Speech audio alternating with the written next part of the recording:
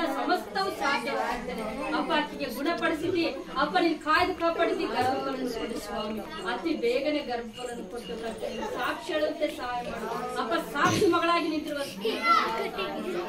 ಅಪ್ಪ, ನೀನು ಇದ್ದುಕೊಂಡು ನಡೆಸಿಕೊಡು. ಪವಿತ್ರ ಸುರಕ್ಷಿತವಾಗಿ ಹೆರಿಗೆ ಆಗುವಂತೆ ಅಪ್ಪ. ಅವರಮ್ಮ ಮೊನ್ನೆ ಫೋನ್ ಮಾಡಿ ಹೇಳಿದಳೆ, ನಮಗಿಂತ ಕಷ್ಟಗಳಿದ್ದಾವೆ, ಅಕ್ಕ ಪ್ರಾರ್ಥನೆ ಮಾಡಂತ ಅಕ್ಕ ಹೇಳಿದಳು ಸ್ವಾಮಿ.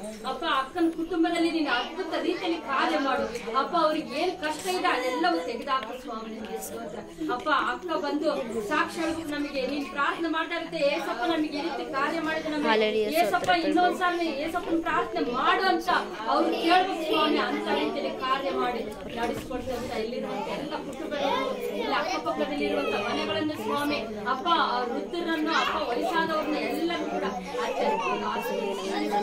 ಮುಖ್ಯವಾಗಿ ಚಿಕ್ಕ ಮಕ್ಕಳನ್ನ ಚಿಕ್ಕ ಮಕ್ಕಳನ್ನ ಪರಲೋಕ ರಾಜ್ಯ ಅಂತ ಹೇಳ್ತಾ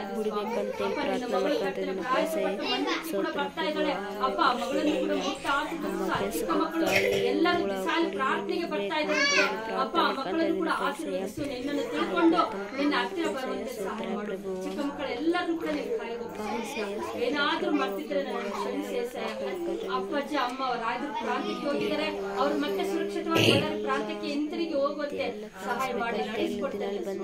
ಎಲ್ಲ ಘನಮಾನ ಮಹಿಮೆ ನಿನಗೆ ಸಲ್ಲಿಸುತ್ತಾರೆ. ನಮ್ಮನ್ನ ಬೇಗನೆ ಬಂದಿದ್ದಾರೆ.